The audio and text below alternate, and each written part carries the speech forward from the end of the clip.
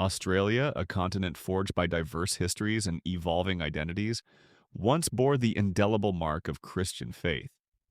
Its early colonial landscape was defined by church spires, its social fabric woven with Christian values, and its public discourse shaped by theological underpinnings. For generations, the narrative of Australian nationhood was inextricably linked to its Christian heritage. Yet today, we observe a profound shift, a dramatic decline in religious affiliation, dwindling church attendance, and a pervasive sense that faith has receded from the public square. This transformation compels us to ask a deeply analytical and thought-provoking question. Has Christianity fundamentally failed Australia, proving inadequate to the demands of a modern, pluralistic society? Or conversely, has Australia, in its maturation, simply transcended its Christian foundations, charting a new course for meaning and morality? Join us as we critically examine this complex historical and sociological phenomenon. Welcome to the Scholar's Ledger, where history, faith, and power are revealed through rigorous analysis.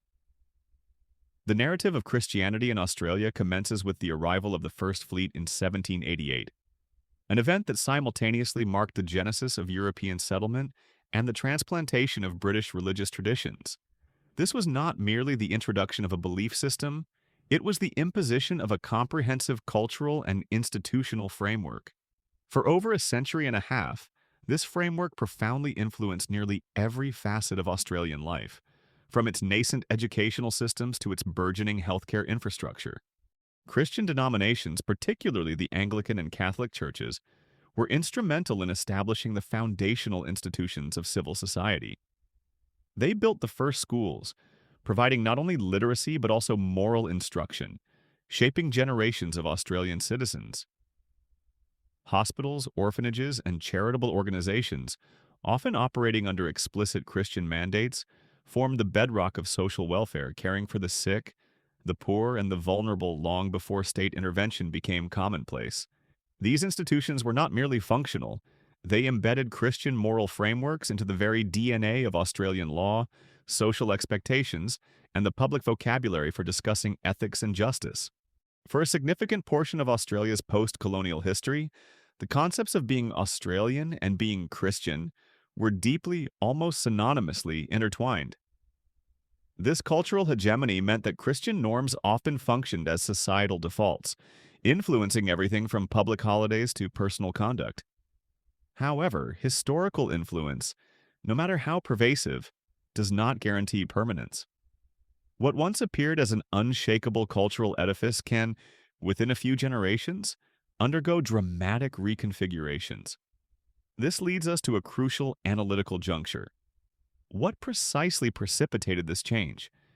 Did Christianity itself exhibit an inherent failure, becoming irrelevant or incapable of addressing the evolving spiritual and ethical needs of modern Australians? Or did Australian society independently evolve, developing new values and priorities that rendered traditional Christianity increasingly anachronistic? Our exploration today will delve into both possibilities, acknowledging the intricate interplay that likely defines this complex reality. To critically assess whether Christianity has failed Australia, we must first acknowledge the profound and multifaceted contributions it made to Australian society over 2 centuries. Beyond institutional building, Christianity provided a vital source of meaning, social structure, and community cohesion, particularly in the often harsh and isolated colonial and frontier environments. The biblical injunction to be peacemakers, Matthew 5:9, found practical expression in the church's efforts to mediate disputes, foster reconciliation, and build social harmony within diverse and often fractious communities. Churches served as indispensable centers of moral guidance and life direction, offering ethical frameworks and pastoral care that extended far beyond Sunday services. They provided a sense of belonging and identity in a new land, creating social networks that were crucial for immigrants and settlers. Furthermore, they pioneered social services that the nascent colonial governments were either unwilling or unable to provide, filling critical gaps in welfare provision. These networks of care, established by various Christian denominations, stretched across the vast continent, laying the groundwork for many of Australia's enduring social support systems. Many institutions founded by Christian bodies, schools, hospitals, and welfare organizations continue to operate today, serving millions of Australians, even as their explicitly Christian identity has often become attenuated or secularized. Christian moral teachings, emphasizing fairness, compassion, mutual aid, and the concept of a fair go, undeniably shaped a significant portion of what is now considered core Australian values. These principles, rooted in Judeo-Christian ethics, provided a moral compass for a developing nation. However, a more nuanced historical analysis reveals a fascinating reciprocal relationship. Did Christianity genuinely shape Australian culture and values, or did Australians, with their distinctive ethos, reshape Christianity to fit their pre-existing or emerging cultural inclinations? Australian Christianity, from its earliest days, developed a unique character. It was often less formal and hierarchical than its British counterparts, exhibiting a more egalitarian spirit, a healthy skepticism of authority, and a pronounced focus on practical service over intricate theological precision. This bush Christianity, or mateship Christianity, reflected the pragmatic, anti-authoritarian, and community-oriented aspects of Australian identity.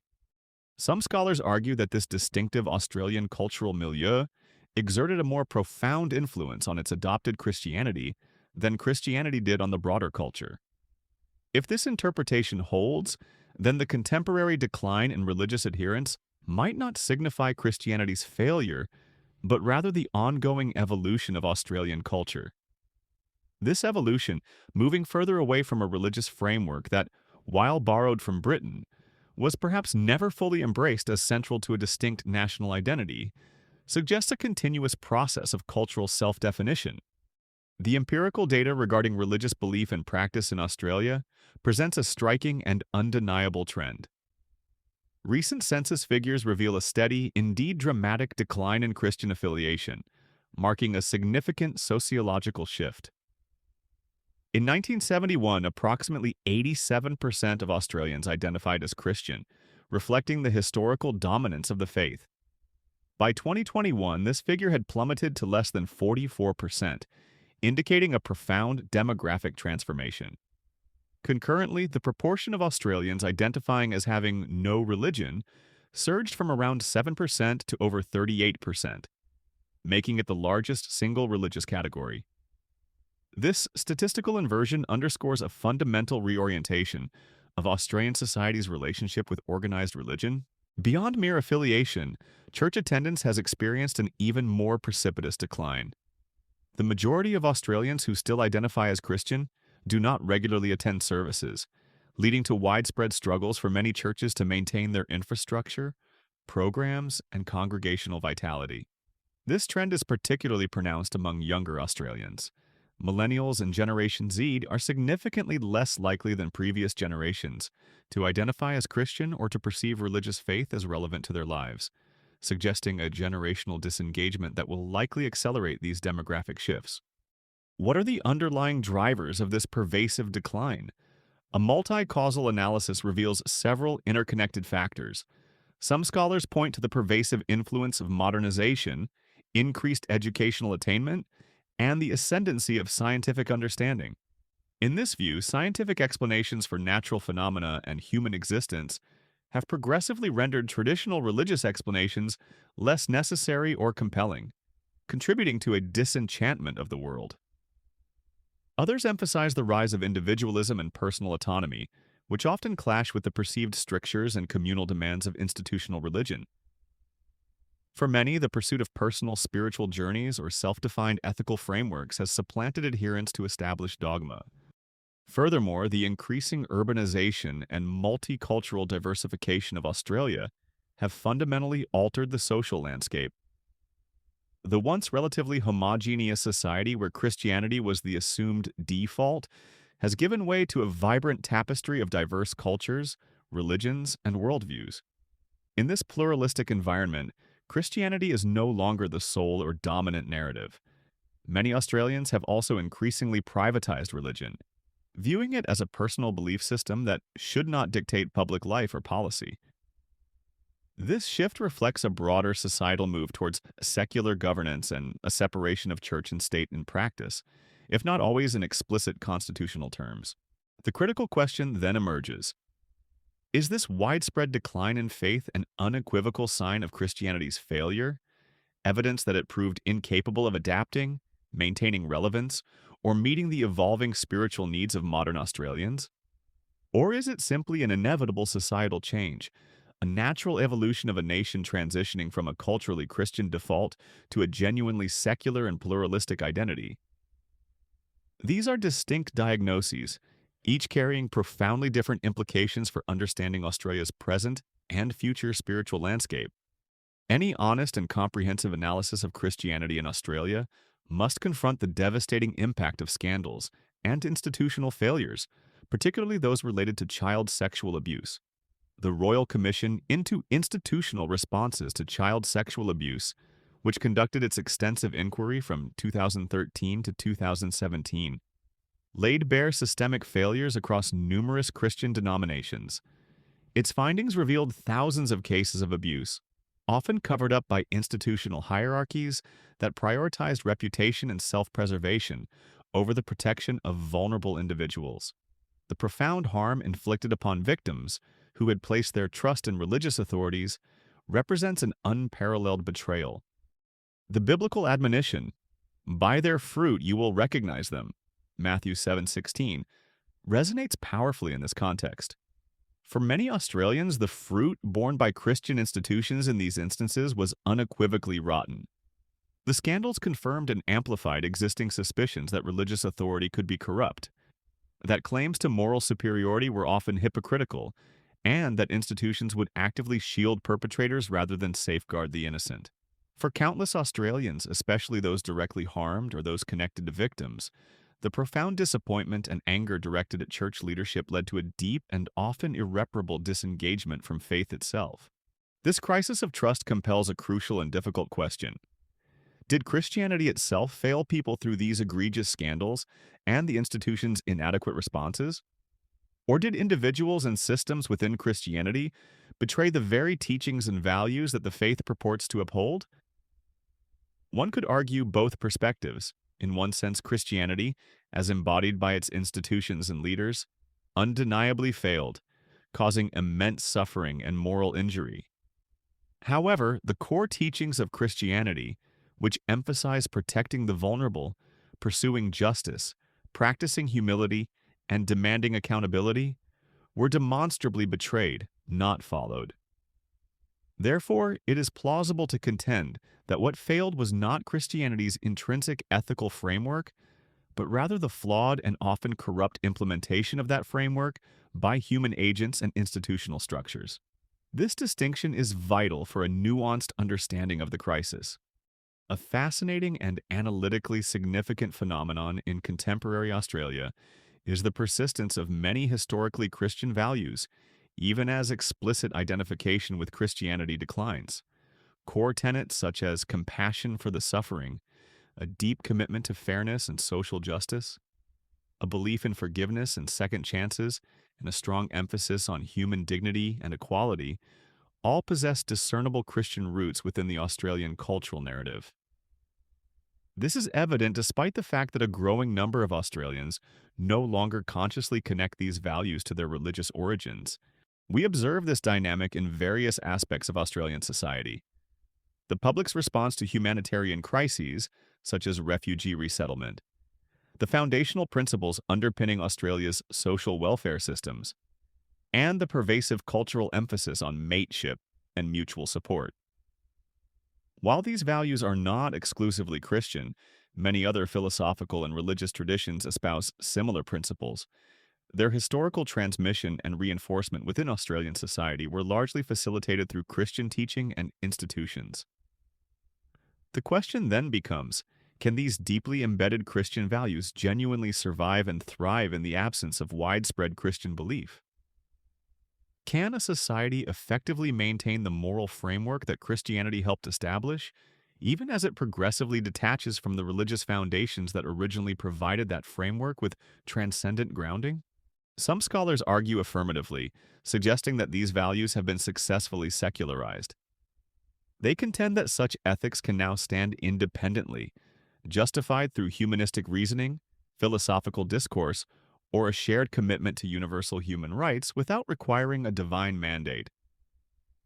Others maintain a more skeptical stance, arguing that without the transcendent grounding that religion traditionally provides, these values risk becoming arbitrary preferences, susceptible to erosion or redefinition based on shifting cultural whims. They posit that a purely secular justification may lack the ultimate authority or motivational power to sustain these values in the long term. Australia, in its current trajectory, is effectively conducting a large-scale societal experiment.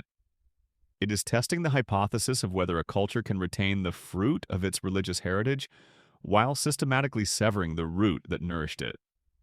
The outcome of this experiment remains uncertain, unfolding in real time, and its implications for the future of Australian morality and social cohesion are profound. The contemporary Australian context is defined by its increasingly secular and pluralistic character, a landscape profoundly different from its historical antecedents. Modern Australia is a vibrant tapestry of cultures and faiths, a reality that would have been unimaginable a century ago. Significant communities of Buddhists, Hindus, Muslims, and Sikhs now contribute to the nation's spiritual diversity. Indigenous spiritual traditions are experiencing a renewed recognition and respect, reclaiming their rightful place in the national consciousness. Alongside these, a substantial and growing proportion of the population identifies with no religion whatsoever. In this dynamic environment, Christianity exists not as the assumed default, but as one worldview among many. For many Australians, particularly those residing in urban centers, Christianity is perceived as merely one option within a broad marketplace of ideas and spiritual paths. Increasingly, it is viewed as a somewhat anachronistic choice, associated with an earlier, less sophisticated, and less diverse version of Australian society. The biblical assertion by Jesus, "My kingdom is not of this world," John 18:36, offers a theological lens through which some Christians interpret this shift. From this perspective, the loss of cultural dominance might not signify a failure, but rather a return to a more authentic form of faith. They argue that cultural Christianity, where adherence was often nominal and inherited, may have been less spiritually robust than a faith chosen deliberately in a minority context. This raises a critical analytical question for religious scholars and sociologists. Does religious faith inherently require cultural dominance to survive and thrive? Or, paradoxically, does it flourish more genuinely as a minority position, where adherence is a conscious, intentional choice rather than an automatic inheritance? One could argue that Australian Christianity, in its period of cultural hegemony, may have become complacent, relying on societal momentum rather than genuine spiritual conviction. Perhaps the current decline of cultural Christianity is, in fact, a process of refinement, stripping away superficial, inherited faith and leaving behind a smaller yet more committed and authentic remnant. This perspective suggests that the current transformation, while numerically challenging, could ultimately lead to a more vibrant and intentional expression of Christian faith in Australia. How, then, should we interpret the profound changes occurring within Christianity in Australia? The analytical frameworks are diverse, each offering a distinct lens through which to understand this complex phenomenon. Some observers contend that Christianity failed to adequately adapt to the evolving Australian culture. They argue that it remained too rigidly tied to outdated social norms, too resistant to necessary theological and institutional reforms, and too comfortable with structures and teachings that no longer resonated with modern sensibilities. From this perspective, Christianity's decline is largely self-inflicted, a consequence of its inability to evolve and maintain relevance in a rapidly changing society. Other analyses suggest that Christianity became overly comfortable with power and cultural dominance, leading to a compromise of its prophetic voice. By aligning too closely with political and social power structures, it may have inadvertently diluted its core message and ethical imperative. The scandals and institutional failures in this view were not isolated incidents, but the inevitable consequence of this compromise, a moral decay stemming from an over-identification with worldly authority. This perspective highlights the inherent tension between institutional power and spiritual integrity. Yet another interpretation posits that what we are witnessing is not the demise of Christianity in Australia, but rather a profound transformation. This view suggests that Christianity is returning to a smaller, more personal, and more deeply committed form. It argues that cultural Christianity, the nominal adherence driven by social expectation, is indeed dying, but that authentic, intentional faith may actually be strengthening among the remaining adherents. This perspective sees the current numerical decline as a necessary pruning, leading to a more robust and resilient faith community. Thus, the question remains genuinely open and subject to ongoing scholarly debate. Is Christianity in Australia slowly fading into irrelevance, destined to become a historical curiosity? Or is it undergoing a process of refinement, stripped of its cultural baggage and nominal adherence, potentially emerging in new forms that, while numerically smaller, might be spiritually healthier and more impactful? The narrative is still unfolding, and a definitive conclusion remains elusive. So, has Christianity failed Australia, falling short of its spiritual calling and proving unable to meet the evolving needs of a modern nation? Or has Australia, in its journey of self-discovery, simply moved beyond Christianity, outgrowing it as society matured and developed new paradigms for meaning, morality, and community? Can profound faith exist meaningfully outside dominant institutions and cultural frameworks? And what does spiritual life truly look like in a genuinely post-Christian society? These are not questions with facile answers. Christianity's intricate story in Australia is a tapestry woven with threads of genuine service and significant institutional failure, profound cultural influence and moments of perceived irrelevance, instances of beautiful witness and devastating betrayal. What remains undeniable is that Christianity profoundly shaped Australia in ways that continue to resonate, even as explicit Christian identity recedes. The schools, hospitals, and charitable organizations it founded persist. The values of fairness, compassion, and human dignity, which it helped to embed, endure. Whether this enduring legacy represents Christianity's ultimate success, its lingering ghost, its vibrant living legacy, or merely a fading echo, is ultimately a matter of ongoing interpretation and critical analysis. What is unequivocally clear is that Australia, like all societies, continues its search for meaning, for moral grounding, for community, and for purpose. Whether that search will lead back to Christianity in new and revitalized forms, propel the nation forward into entirely new spiritual frameworks, or solidify into a sustained secularity remains to be seen. The question of Christianity's ultimate failure or success in Australia is not one we can definitively answer today. However, engaging with it honestly, meticulously examining the historical and sociological evidence, and being willing to consider multiple analytical perspectives, this is the essential path toward deeper understanding. This is the Scholar's Ledger, where history, faith, and power are revealed. If this analytical inquiry into Christianity in Australia has offered you new perspectives or stimulated further thought, we encourage you to subscribe to our channel and share your insights in the comments section below. Your contributions to this vital conversation are invaluable.